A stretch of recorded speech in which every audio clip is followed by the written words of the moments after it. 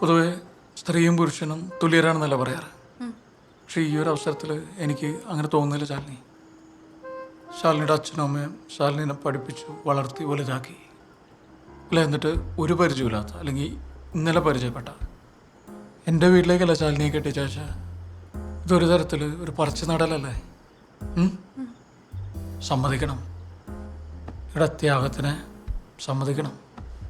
ഓ എന്തല്ലേ.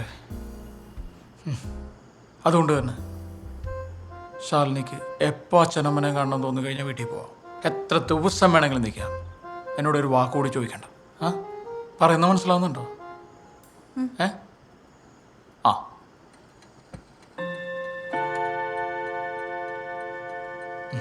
കിടക്കാല്ലേ?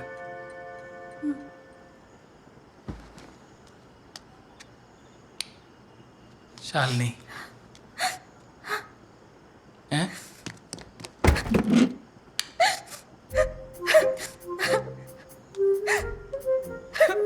എന്തുപറ്റി?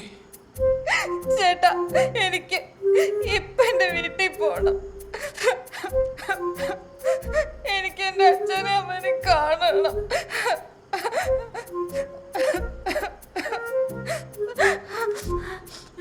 ശാലിനി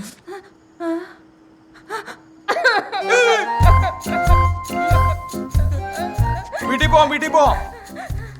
ശാലിനി വീട്ടിൽ പോവാം, ഒരു കുഴപ്പമില്ല. സോമ, എന്താടാ ഇവിടെ ഒരു കരച്ചില്?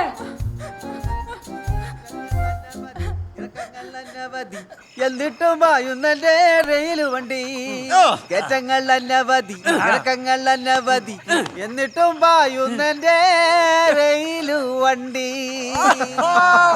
അതെ, എന്റെ ഒരു സംശയം, ഇവരെത്ര കാലം ഒരുമിച്ച് ജീവിക്കും?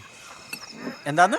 അതല്ല, ഇവരെത്ര കാലം ഇങ്ങനെ ഒരുമിച്ച് ജീവിച്ചു പോകും എന്നുള്ളതാണ് എന്റെ ഒരു സംശയം. എടാ വൃത്തികെട്ടവനെ, എന്തോ? ഇരുന്ന് കള്ളു മേടിച്ച് കുടിച്ചിട്ട് വൃത്തികേട് പറഞ്ഞാണല്ലോ. അല്ല, എന്റെ വണ്ടിയുടെ ശബ്ദമല്ലേ കേട്ടത്? നിങ്ങൾ കേട്ടില്ലേ? കേട്ട് കേട്ട്. എടാ പോ, എടാ എന്റെ വണ്ടി കൊണ്ടുവന്നടാ.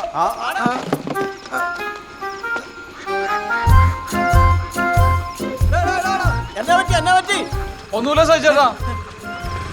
എടാ ഹെഡ്ലൈറ്റ് ഹെഡ്ലൈറ്റ്. എന്നെ പറ്റി, ആ കൊച്ചിനെ എന്നെ പറ്റി. അവൻ ഉപദേശിച്ചു കാണും, അല്ലാണ്ട് ആ കൊച്ചു കരയുവോ? അങ്ങോട്ട് എന്തോന്ന്?